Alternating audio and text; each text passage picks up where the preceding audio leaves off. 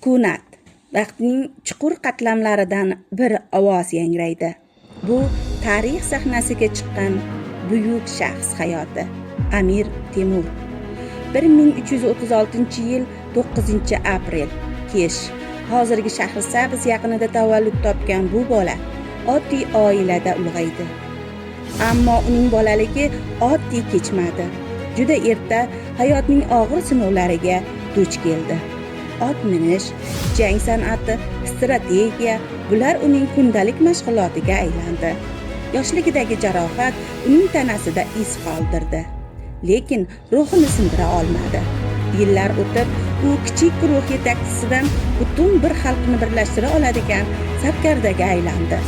Mamarounnahr hududida parokandalikka barham berib, mustahkam davlat asoslarini yaratdi. Bu uning buyuk yo'lining boshlanishi edi.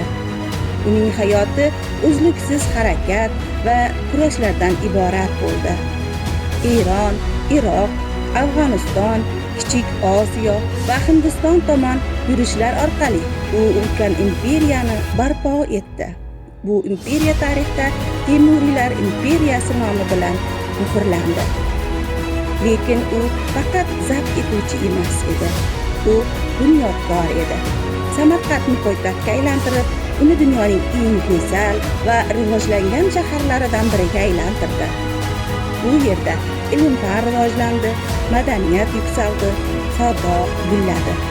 U olimlar va san'atkorlarni qo'llab-quvvatladi. Tartib-intizom va adolatga asoslangan boshqaruv tizimini yo'lga qo'ydi. Ammo uning hayotida janglar muhim o'rin tutdi.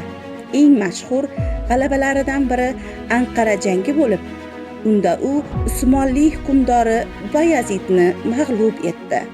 Bu voqea uning harbiy iste'dodini butun dunyoga namoyon qildi.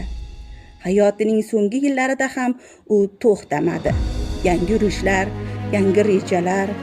Ammo 1405-yilda O'tirorda safar arafasida vafot etdi. Bugun uning jasadi Go'ri Amir maqbaralarida yotibdi. Ammo uning ruhi tarixda yashaydi. Uning hayoti jasorat namunasi. Uning yo'li qat'iyat ramzi. Uning nomi esa abadiyat timsolidir. Bu Amir Temur hayoti.